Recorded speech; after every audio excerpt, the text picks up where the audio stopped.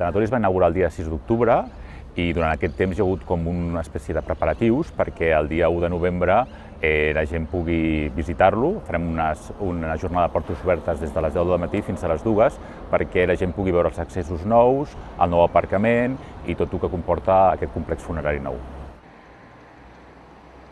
Com cada any, han reforçat el servei d'autobusos i la setmana passada, el dia 25 i 26, va haver-hi un servei especial i el dia 1 també hi ha un servei especial.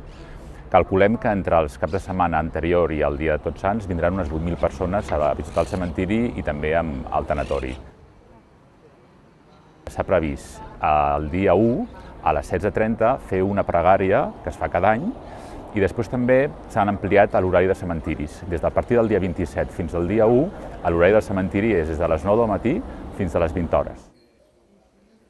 El que s'intenta és fer un complex funerari integral. Què vol dir? Que hi hagi el tanatori, després hi hagi el cementiri i el crematori. Això què comporta? Que les famílies no es tinguin de desplaçar en uns moments durs i difícils per ells. Al nou tanatori hi ha 4 sales, hi ha una sala multiconfessional per fer cerimònies laiques i cerimònies religioses i després també hi ha un crematori i ho completa el cementiri tradicional de tota la vida.